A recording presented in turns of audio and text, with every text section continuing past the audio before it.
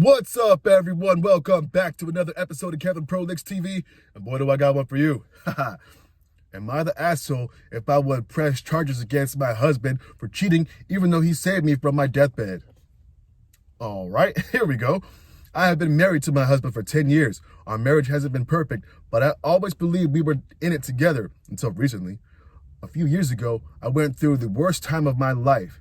I was battling a severe illness, and there was a point where doctors weren't sure I'd make it. He was my rock. He drained his savings, took time off work, and even fought with insurance companies to get me the best care possible. Thanks to him and some medical miracles, I pulled through. I always felt like I owed him my life. I never took his sacrifices for granted. I did everything I could to make sure he knew how much I loved and appreciated him. But last week, I found out he had been cheating on me for over a month with a woman from his gym. When I confronted him, he didn't even try to deny it. Instead, he said something that shattered me. I gave you everything when you were at your lowest. I put my life on hold for you. Don't I deserve to be happy too? I was stunned. He acted like his sacrifices were a down payment on my loyalty, like I should just accept the betrayal as part of some unspoken trade-off. Now, here's where it gets complicated. Because of the way our finances are set up, he technically committed financial infidelity too. He has been using our joint account, which was originally meant for my medical expenses, to fund gifts and expenses for dinners for her. Legally, I have grounds to press charges for marital fraud. I told him I was considering it, and he lost it. He accused me of being ungrateful and vengeful, saying that without him, I wouldn't even be here to have this argument. He thinks I should just divorce him and move on instead of ruining his life over one mistake. Some say he deserves consequences for what he did. Others think I would be heartless to take legal action against the man who saved me when I was at my lowest. So will I be the asshole if I go through with this? All right, here's some comments. Where do you live that you could press charges over such a thing? What would the consequences be for him? Can you just divorce him? If you just divorce him, would you not likely get a substantial portion of the assets thanks to his infidelity? Someone says, I live in Japan and you can sue your spouse and also the person they cheated with. Someone else says, Philippines does this too. If your spouse cheated, then them and their affair partner can be jailed. Concubinage is a criminal offense in the Philippines. Good to know. You can be sued for it in Japan, someone says. I'm married and my wife is from there. We go there often. My friend who also lives there told me about it. You can sue your spouse and also many companies will fire you for it. Someone else says, while you're right that they can sue in Japan and companies can fire you for it, I'd argue they don't actually take it that seriously. First of all, you can sue but only get damages if the partner specifically tried to break up the marriage. Just cheating isn't enough. They need to knowingly and intentionally try to break the marriage, according to a Supreme Court ruling. It is actually quite rare in Japan, more so than other countries. Prostitution and sex workers don't often count as cheating either. It's like frowned upon, and there will be rumors for sure, but the people stay married. It's really weird because on one hand, big friends are going somewhere with someone, and the opposite of sex, it's instantly dating. But in the other hand, it's host clubs and snacks that are normalized, and soap plans do exist. So it's not as black and white as they take it very serious. Often, couples allow it as long as it's not too obvious. It's more about what people will think, especially with older couples. All right. Someone says, 2 things can be true at once. He helped you during a difficult time. 2, he cheated on you. Seems to me he just wants out. Take the good memories and get out with your own sake. Someone else says, just consult a divorce lawyer and get your ducks in a row. Do whatever they think you should do. Clearly, your husband resents what he had to do for you and is now behaving like a piece of shit.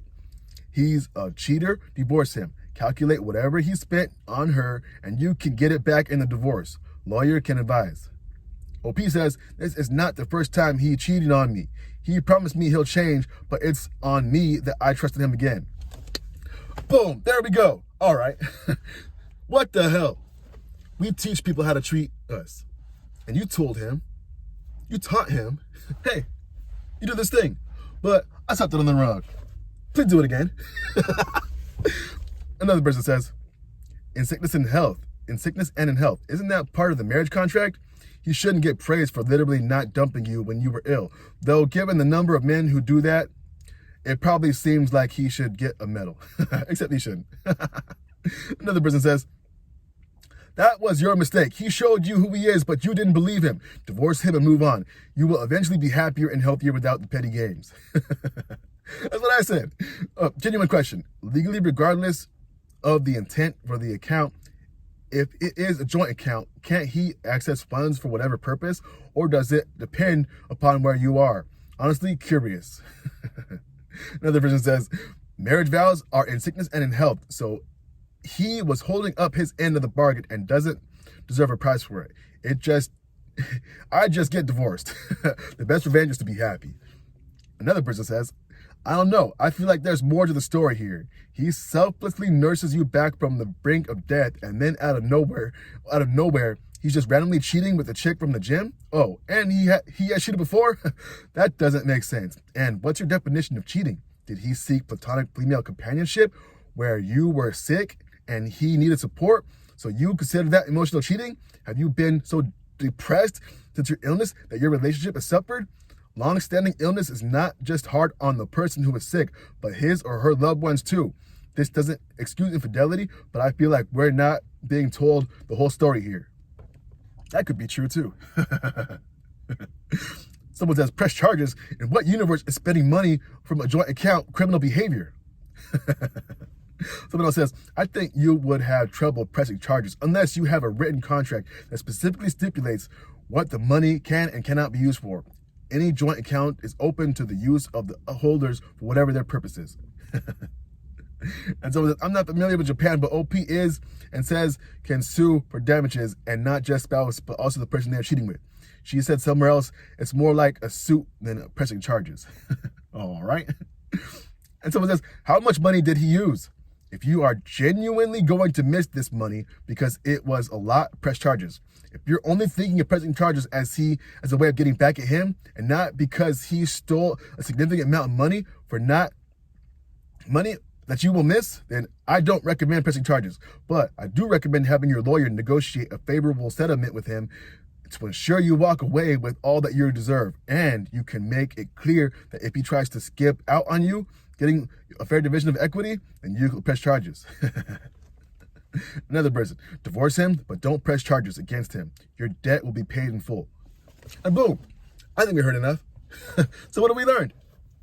This lady was in a relationship with a guy. He cheated in the past, and she took him back. Wrong. Now, he cheated again, and she's wondering what she should do. Leave.